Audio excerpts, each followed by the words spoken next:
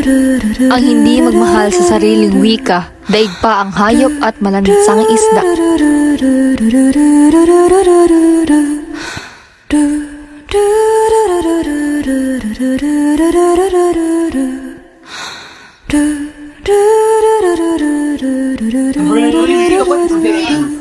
As you see here, you can see like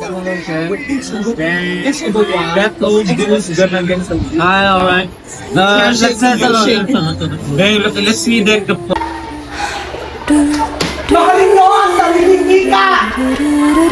Tuluyang ibinasura ng Korte Suprema ang apela ng Grupo Tanggol Wika kontra sa Memorandum Order ng Commission on Higher Education na nagtatanggal sa Filipino at panitikan bilang course subject sa kolehiyo. Nakatuon ang Filipino sa tamang paggamit ng wika habang ang panitikan naman ay sa pagbabasa at literatura. Sa pahayag na inilabas ng CHED, sinabi nilang hindi naman tuluyang itinanggal ang pag-aaral ng Filipino at panitikan dahil lilipat lang ito sa senior high school. Ang utos ay para lamang daw sa general education curriculum sa kolehiyo. Kailangan natin matutunan ang asignaturang Filipino dahil ito ay naglalayong palalimin ang ating kaalaman at kasanayan sa paggamit ng wikang Filipino.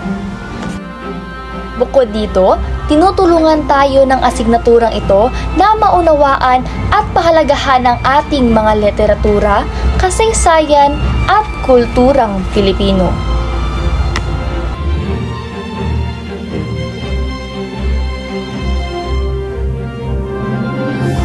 Kailangan natin mahalin ang wikang Filipino dahil ito ay sagisag ng ating pagkakakilanlan bilang mga Pilipino.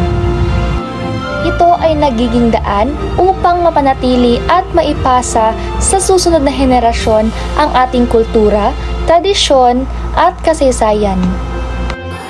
Mabuhay Nationalians! Ako si Daphne Faye Barsabal. Ngayon, bibigyan ko kayo ng kaalaman patungkol sa kultura, tradisyon at wika natin mga Pilipino. Ang mga Pilipino ay may iba't ibang pagpapahalaga sa mga tradisyonal na musika at sayaw, gaya ng tinikling, Pandango sa ilaw, sinulog at iba pa.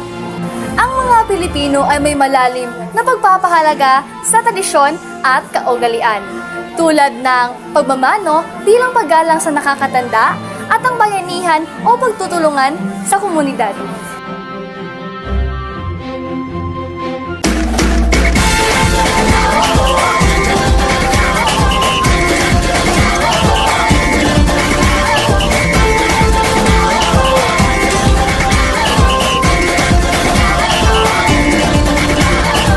Minsa'y natuwa ang may